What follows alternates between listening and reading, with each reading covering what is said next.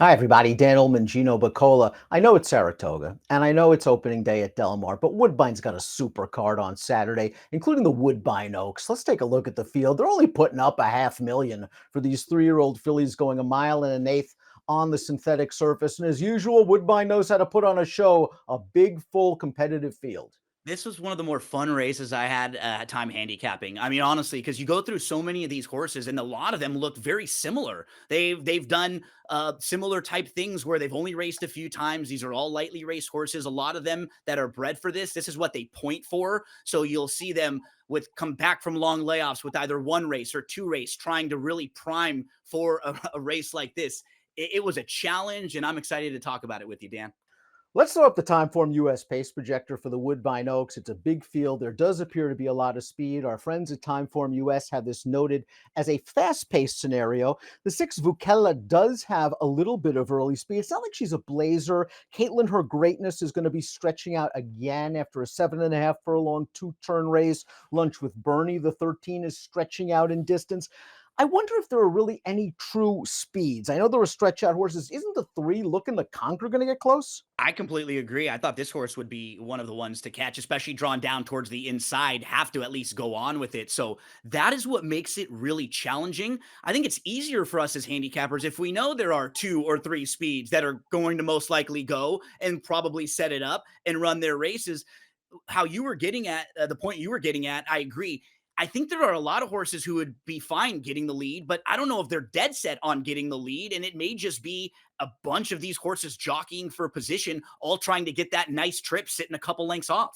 If the pace is fast, keep an eye on the 8, My Girl Della. You'll note the LP flag over her chiclet. That indicates she has the fastest Timeform US late pace rating. And interestingly enough, her only win came in gate to wire fashion. We'll start things off with the 1 Inundation, who I'm surprised is this close to the early pace. Maybe it's the addition of blinkers that helps the algorithm a bit. I like the way this horse won the Princess Elizabeth 2 starts back. It was a really daring ride where she was able to save ground from the back of the pack, but she fired in the stretch up the rail to win.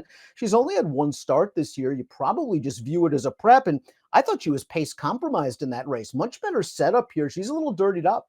Yeah, I completely agree with you. She was a step slow. She just had no shot in that last race. And in reading a little bit about her coming into it, she got started late. I think that they were hoping to get her started a little bit earlier in the year, maybe get another race under her belt before before that one. So she's the type of horse that could maybe take a big step forward with that race under her. What I like is that she actually last year in winning that stakes race, that is the co-top buyer speed Yeah. figure in the field. So we know she has a ceiling, Dan, that a lot of these horses haven't even hit yet. Can she get back to that ceiling now? Second start as a 3-year-old with the blinkers on, saving all the ground. If she is double digits and maybe even a little bit above that, she could offer you some nice value and be pretty sneaky in here.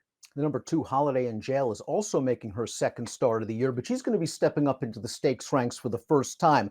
Like Inundation, maybe she needed her last race off the winter break. She ran a fine third behind War Painter, who's also in this race. I can see her taking a step forward. I think she might need a slight buyer boost, but at a giant price, I could use her underneath. Absolutely. I could be talked into her in the third and the fourth spots, no problem. She has a nice kind of tactical style where she can put herself in the race. She's another one that we wouldn't be shocked if she was forwardly placed and just trying to go on with it down towards the inside. So super honest, hasn't done a whole lot wrong, but will need to improve in here to compete with some of the top tier horses.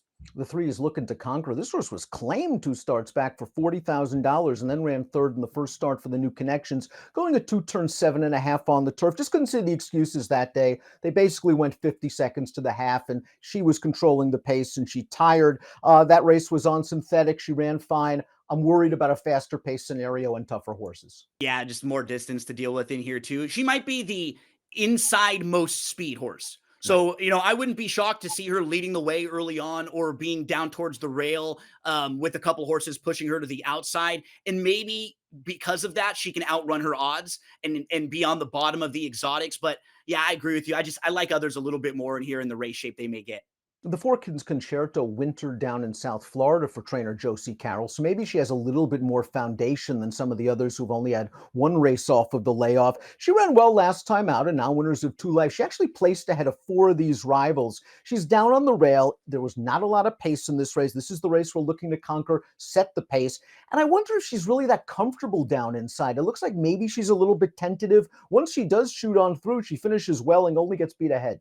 A little before this, she was pretty loaded before she got that room too. So you almost wonder if she's waiting, and may have been a little bit too late by the time she actually got that opening. I did think she ran really well, and I really don't have very much to knock on her. She's going to make the third start of her form cycle. I love the progression as they went from 7 furlongs to the mile and a 16th. Now they'll get a little more distance to work with. I think it should be fine for her.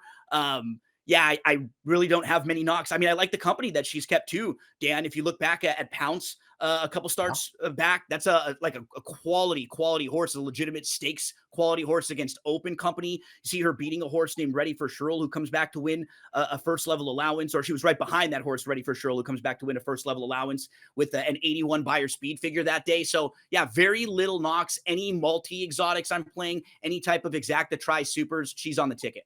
Hurricane Claire, the number 5, is a pretty hearty filly. They tried her in 4 consecutive stakes races. She won the Muskoka in her second lifetime start, going 6.5 sprinting. And I like that they're slowly ratcheting her back up. She's had 2 starts this year, each showing incremental improvement. Let's watch her most recent start. Open allowance race going a mile and a 16th on the inner turf. And Hurricane Claire's on the outside in this race. I thought all in all, she pulled a pretty good trip. I do like her tactical speed. To me, I think she's pace adaptable and could benefit if this pace heats up. I like how she's getting away from these horses. Yeah, and she's a horse who she's definitely heading in the right direction.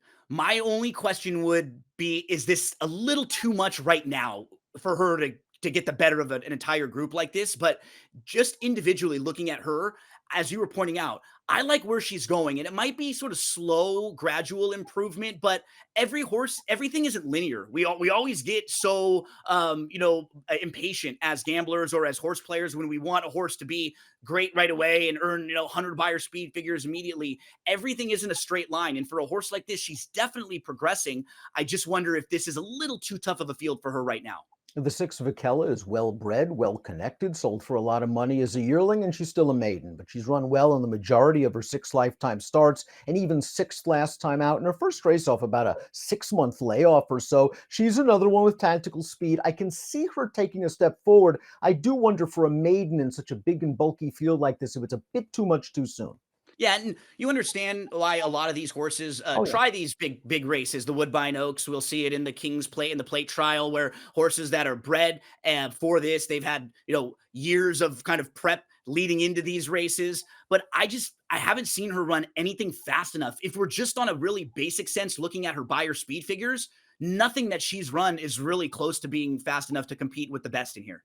Bravo Kate, the number 7. Her only lifetime win came when she was able to make the lead going a 2 turn mile on the inner turf. I don't think she can pull that sort of trip in this race, but I do think she ran sneaky well in the Fury, her one and only start this year, going 7/8 of a mile.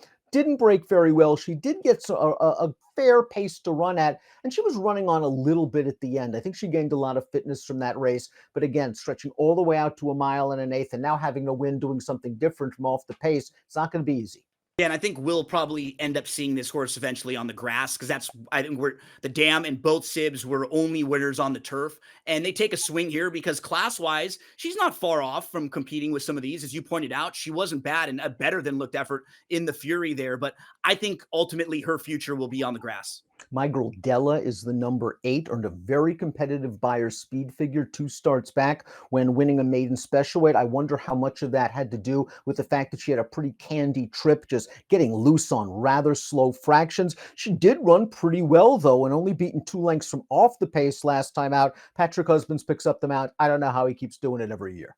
Yeah, and I thought she tried pretty hard in that race too. There were a couple times where it looked like she was done, but she did keep grinding. And I like that for horses that will go this mile and an eighth distance. You just want to see that they keep fighting when sometimes everything doesn't go their way. That those are horses that I like when you're going a little bit longer that don't just pack it in there. So while she's not my top selection, I don't really have many things to knock on her. The only really bad race she ran, if you even want to call it bad, was her end of the year race last year and before a couple months off. So yeah, I'm so impressed always, as you pointed out, with husbands. It's just he's winning it right now at 24%. Amazing. Again, it's just incredible. Badia is up next. Now, distance isn't an issue for Badia, and class isn't an issue for her. Look at the graded stakes competition she's been in against horses like Buku and horses like Torpedo Anna and horses like Tarifa. And there's her most recent start. Now, this isn't going to look very good if you just roll it back from where we put it. If you go into your formulator past performances and click on the short comment, though, you get to see the whole trip, and it's an impossible trip. She's four wide every step of the way in a slow-paced race, and the fact that she's still punching on for third shows me that she has some quality. It's all about surface for her. She's never run on the all-weather. Yeah, she got beat to a spot too early on there, and then she kind of got shuffled. It kind of got forced out wide. It was not a good trip in a small field, and you were perfectly mapping it out. She ran way better than it just looks on paper, or if you just picked it up at the end there. And you start going through her entire body of work. Overall, it just makes a lot of sense. You talked about Buchu. That's a multiple graded stakes winner. How about multiple grade one winner Torpedo Anna? How about multiple graded stakes winner Tarifa? I mean, those are some really, really classy horses. I think one of my only concerns would be if this horse gets bet a little bit, because people see that just like you and I do, that she's faced such tough company. But because she hasn't been on the synthetic, and it's not like she has overwhelming speed figures either, I think I wouldn't be shocked if she is in that 5-6 to 1 mix with a lot of other horses kind of right in that range. I like her quite a bit in this spot, making her second start back off the short little break. I think she fits really well in here, Dan. And a little bit of pedigree as well. She's a three-quarter sister to Gretzky the Great, who won the Grade 1 Summer on turf and also was a winner on synthetic. 10 is Caitlin Her Greatness, began her career for trainer Todd Pletcher, was sent over to Kevin Attard and immediately liked life north of the border. I guess if you're watching in Woodbine, it's in Canada. It's just here, right? It's just here. It's just here. At the end of the day, whether this race was run at Woodbine or down in the States, Caitlin Her Greatness got a picture-perfect trip. Broke sharp, sat in the pocket, eased out, found the seam, and sprinted on home. I generally don't love horses coming off of perfect trips at short prices, but she's all upside, and she's got a figure. I was going to say, you and I might have been learning from some of the same people, because that was one of the things that I was taught early. When a horse gets a perfect trip and then they're going to be a short price the next time, you probably don't want to play them back because they got things as probably as perfect as it could have been. That doesn't mean she can't win this race, but she'll probably be just a little bit undervalued because of that and how well things went for her. She's also coming back pretty quickly, right? Just 2 weeks. She's wheeling back in. So for her to have to show us that she can go this distance on a quick turnaround, coming off of a perfect trip where she's going to be a little undervalued, I think there's just more value in other places that are more interesting in this race. Her stablemate is the 11 War Painter. This was the filly that just got beaten, the Princess Elizabeth, by Inundation, who was able to save ground every step. War Painter made this big, wide, sweeping run to the front, and I wonder if War Painter just didn't see Inundation that day. Here she is in her most recent start, her second race off of the layoff, going a mile and a 16th, and this time around she really is able to gut this out. I know she's odds on and supposed to win, but she digs deep to score, and I have a feeling that this has probably been on the radar ever since she ran second in the Princess Elizabeth. I think she can take a lot out of this because if you look at her past performances, she had 3 pretty tough beats, like wicked beats throughout her career where she ran really well and she probably ran winning races. And when that happens 3 times, 4 times, 5 times, you start to worry about it kind of breaking the hearts of horses like that, and they will start to settle for minor awards. Even against a softer group, I liked seeing her get the job done because we hadn't always seen her do that. As you pointed out, maybe she didn't see one of the horses another time. Maybe she was a little wide once more. But when it happens repeatedly, you start to wonder if it's them maybe being a horse that doesn't want to get the job done and doesn't have that instinct. She is heading in the right direction, and she's just another one that's tough to say a whole lot of bad about. A Little Frisky is the number 12. Now, this one was the beaten favorite last time out. I'm not going to hold that race too much against her. She couldn't get to her usual early position, just a little bit sluggish out of the gate. The pace wasn't there for her. All in all, she stayed on pretty well at the end. I can see her moving forward off that race. This is going to be her third start of the form cycle. I just am really worried about the mile and an eighth. I'm not sure if this distance is going to be in her wheelhouse. Yeah, I'm gonna have her as an under horse because I agree with some of your assessments there. I thought her last race was kind of sneaky trouble. You could probably put a line right through it because she had a slow start. She was last of 7 early. She was 6 lengths off, and she got shut off and stopped once she started to get her motor revved up, and then she had to get going again. And actually, she ran pretty well late. She was actually favored over some of these very same horses in that race, and so you may not want to just dismiss her off of that. Look at who she faced in her first 3 starts. That's Whitwater Sand is a grade 3 winner. Mystic Lake, that's the Miss Oh, yeah. Preakness winner who's a grade 3 winner. Sabatini won the grade 3 Celine coming back with an 88 by her speed figure. So she's been facing horses who've been beating graded stakes open company. From a class standpoint, I think she fits very well. Marcassi sends out the 13, Lunch with Bernie. 2 sprints to a rout here for Lunch with Bernie, who was the beaten favorite in the Fury Stakes last time out. But the winner of that race is pretty good. She was able to wire that field, and then she would come back and place in a turf stake with an 80 by her speed figure. So maybe she's slowly rounding herself back into form. Lots to prove, distance especially, and also now must overcome an outside post. Yeah, Zayas will be aboard to ride. I always think speed too when I think about Zayas, like someone who does a really good job of getting horses out front and being aggressive. And I think they may be forced sort of in this spot with the outside draw. Stretching back out. I'm not sure if this is a horse that they're going to want to take a hold of and try to come from 5 or 6 lengths off of it. I think the best opportunity for this horse to hit the board or to run really well would to go on with it from the outside and try to get a good spot sitting as close as possible. So at the very least, I think she's going to make it a very fast and honest pace from out there.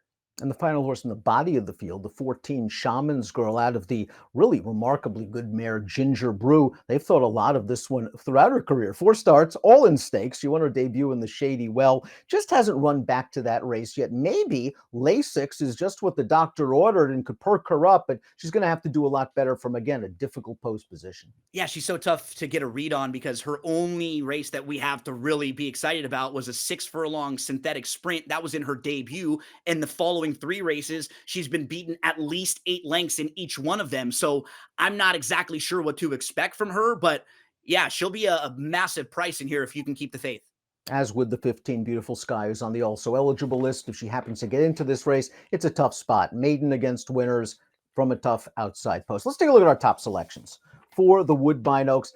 Badia, we're hoping to get that 8-1. Now, I know the Yeah. surface is a big question mark. We have seen dirt horses. They just don't handle the all-weather. I'm just going to trust Tom Amoss, who's a super horseman, obviously. And I really liked what I saw from that last race. Just better than it looks on paper. It should set this horse up very well for this race. I think the wide journey to take a lot out of that race, still finishing, and a horse that just seems like she's been trending in the right direction, moving forward nicely. We went through the class that she's faced, the Torpedo Anna. She has 3 multiple graded stakes winners in her running line. So she has faced tough company in the second spot.